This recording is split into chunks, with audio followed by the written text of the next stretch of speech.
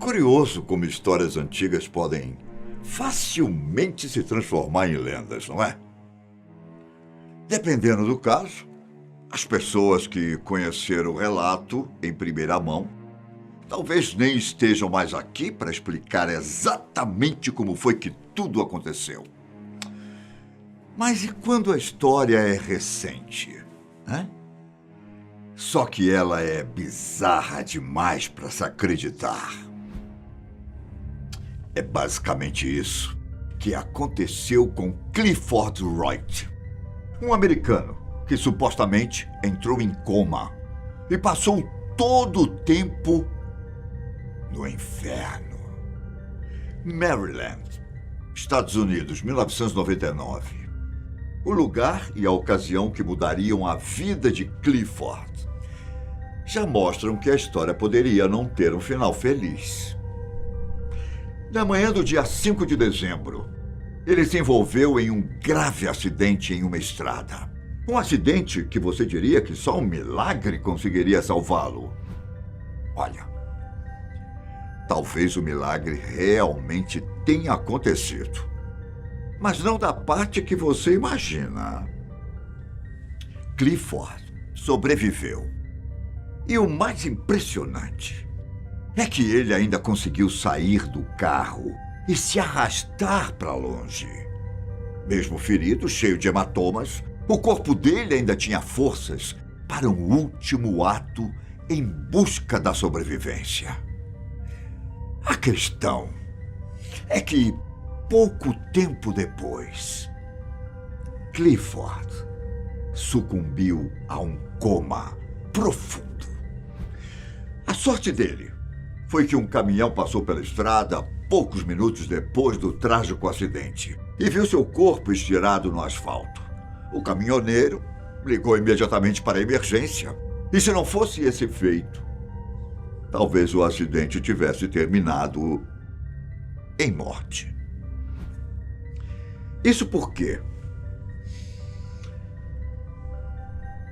depois que Clifford foi levado pela equipe médica, descobriu-se que ele estava com várias fraturas internas, muitos ossos quebrados e até hemorragia.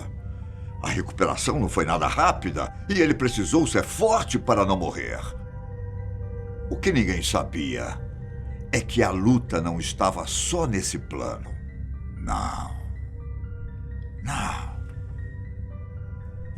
Mas também estava no plano espiritual. Eu não sei exatamente quanto tempo durou o coma. Apenas que, em uma noite, os médicos e enfermeiros que estavam de plantão tomaram um baita susto quando ouviram gritos desesperados e batidas nas paredes. Tudo isso vindo do quarto de Clifford. Quando os funcionários entraram no cômodo, eles perceberam que o cara tinha acordado do coma, mas estava bastante perturbado, com medo, perdido. O motivo para o desespero era um só. Clifford disse que ficou todo o tempo do coma no inferno e que passou torturas inimagináveis lá. Foi preciso aplicar um calmante para que ele aquietasse. Só que, ainda assim, ele parecia inconsolável, desesperado por ajuda, dizendo ele que foi perseguido por armas, que sentia o cheiro de enxofre e resíduos o tempo inteiro e que o fogo estava por toda parte e que havia muita, mas muita lamentação.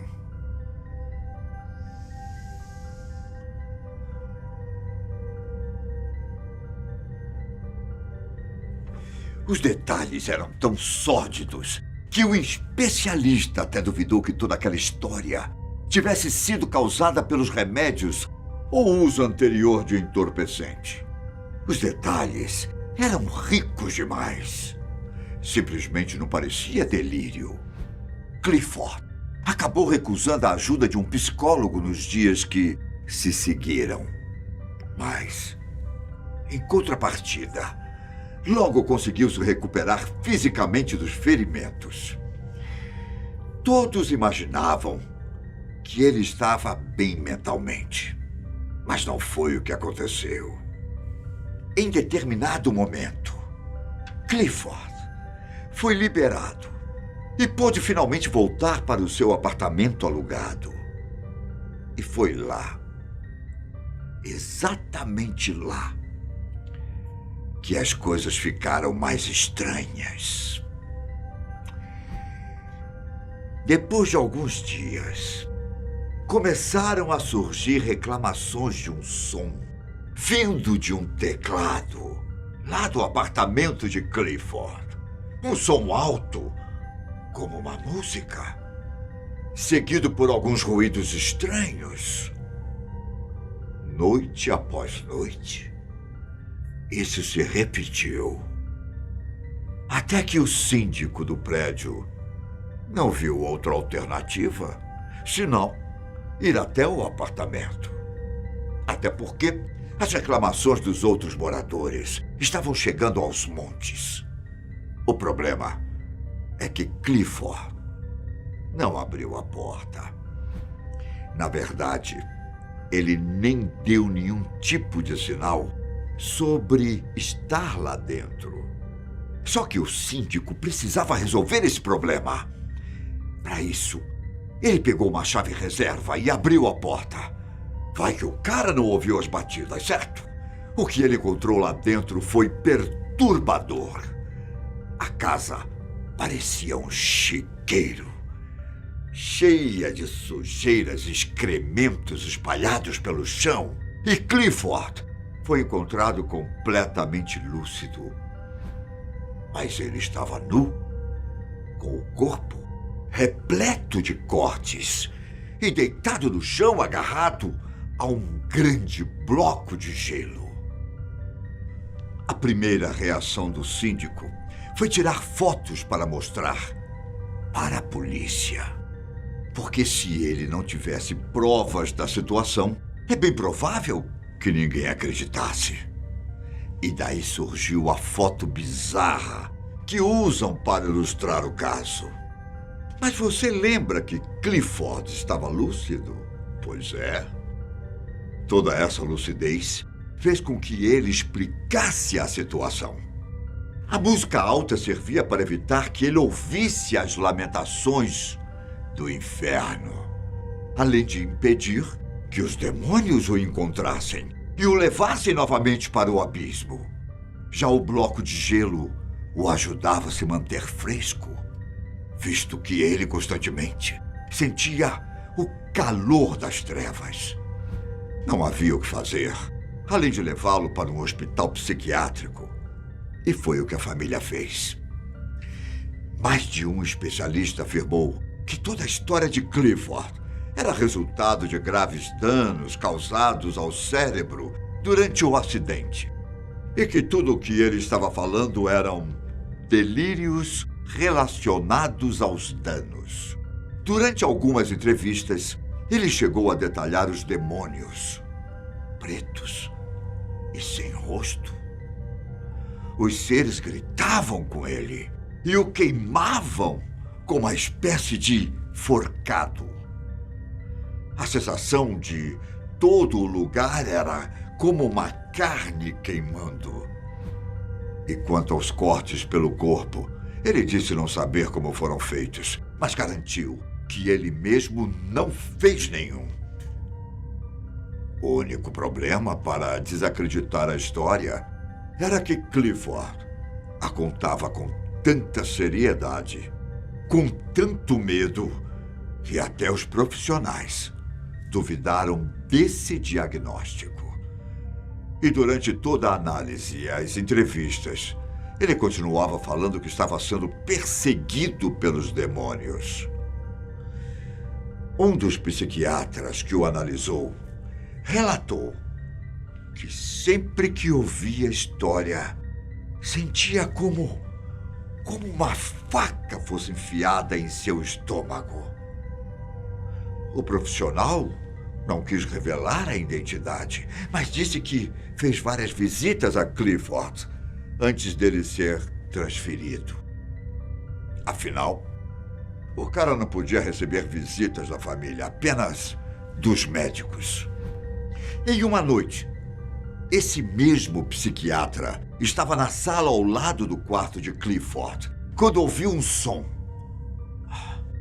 Era uma risada misturada com um barulho que dificilmente um ser humano conseguiria fazer. Mas não havia ninguém além de Clifford no quarto. Não havia televisão, rádio, instrumentos musicais. Apenas o paciente. Bom, ao menos é o que a história diz. Ao abrir a porta, o psiquiatra deu de cara com Clifford, agarrado a outro bloco de gelo, dessa vez menor, que havia sido entregue pelo hospital.